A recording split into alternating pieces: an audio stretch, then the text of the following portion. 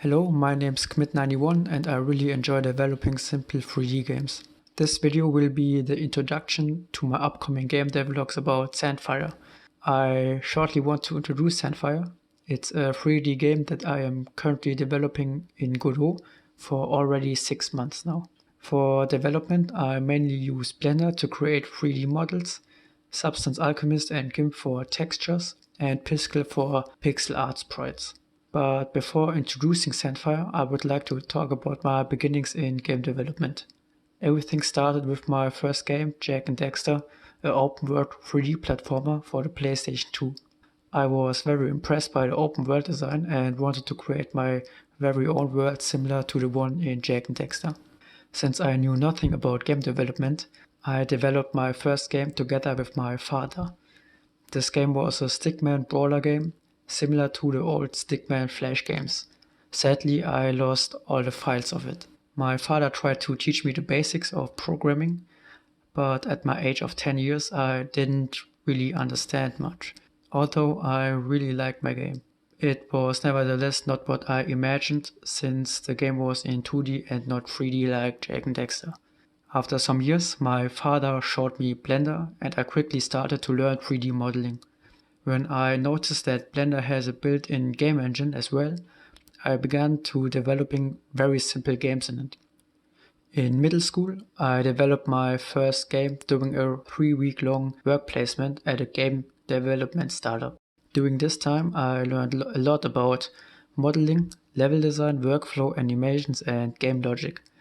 Since the Blender game engine used logic bricks for coding, I never learned proper coding with scripts. Back then, I learned most of my Blender knowledge from a German YouTuber named Mr. Larolos, since he made regular tutorials regarding the Blender game engine.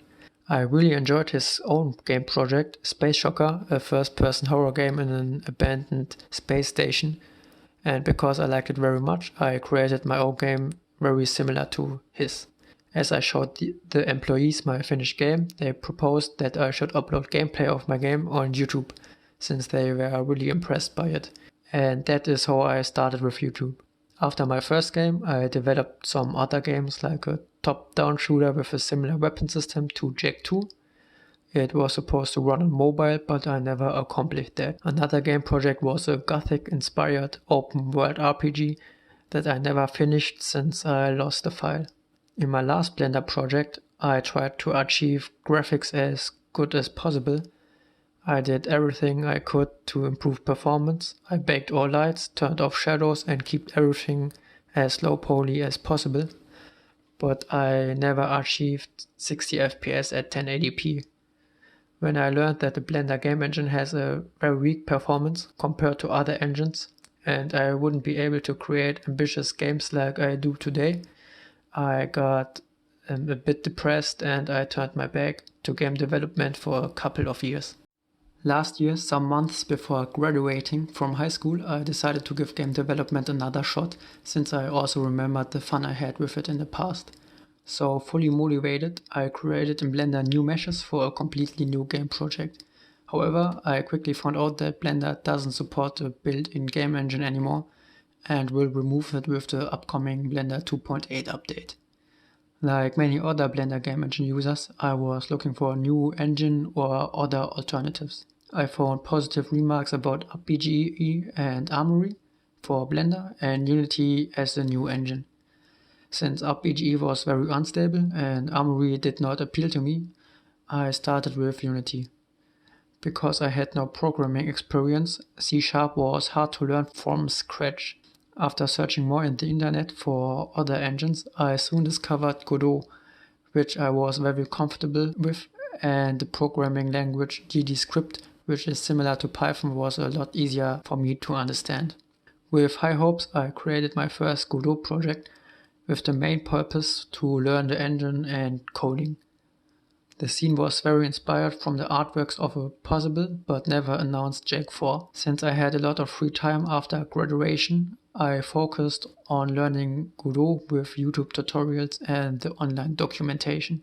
I was very happy with the visual result since Godot offers way more functions compared to Blender. The hardest part was the coding, but I was able to make a character that can move and attack via script, which I was very proud of. After I learned the basics, I wanted to test the limits of the engine and created my second project. The main goal of this project was a highly detailed world in first person, while creating assets as realistic as possible, and an entirely new character and controller. For that, I changed my workflow in Blender.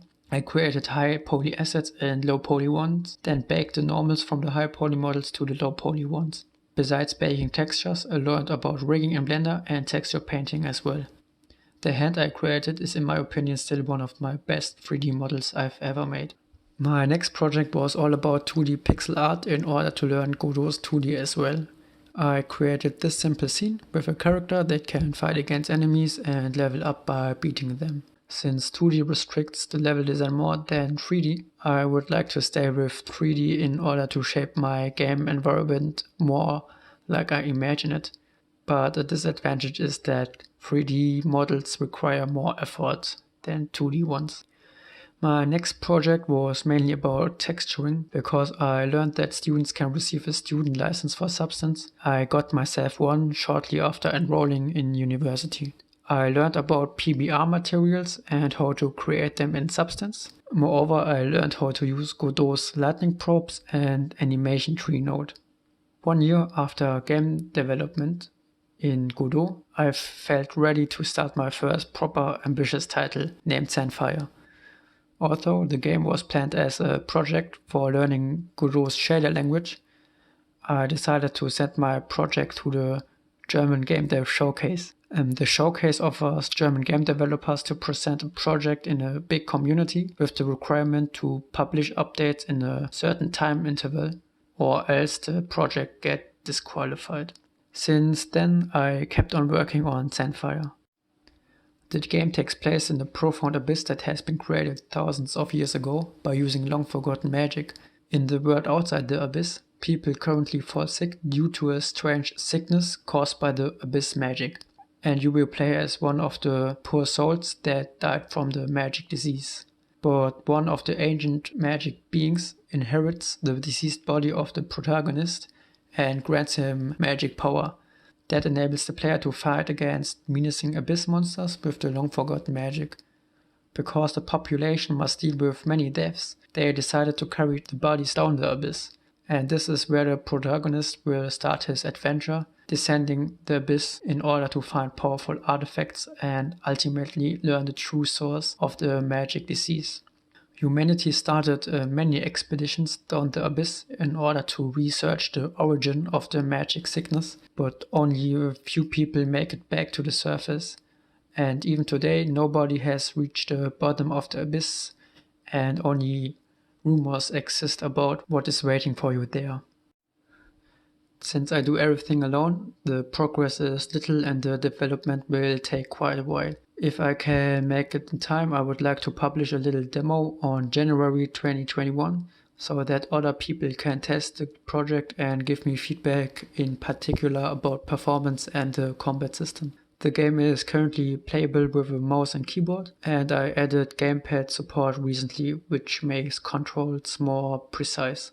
I currently plan to release the game for PC, including Windows, Linux, and hopefully Mac OS. Moreover, I am thinking about publishing the Godot file as well. I am not sure if I will make my game commercial or publish it open source, because it depends on whether I decide to buy textures or assets in the future, and I'm sure I don't own the rights on publish them open source. However, currently all assets and textures were made by myself at the moment. I also have a Twitter account where I post more updates, and I recently made a Reddit account for those who want to learn more about my project. In the upcoming devlog, I will present the process and implementation of my Souls-inspired combat system and some other updates as well. I'm really thankful for all that watched my video and show interest in my project, since it really keeps me going. If any question occurs, please feel free to ask, and if there is any advice you can give me, I would be happy to hear about it.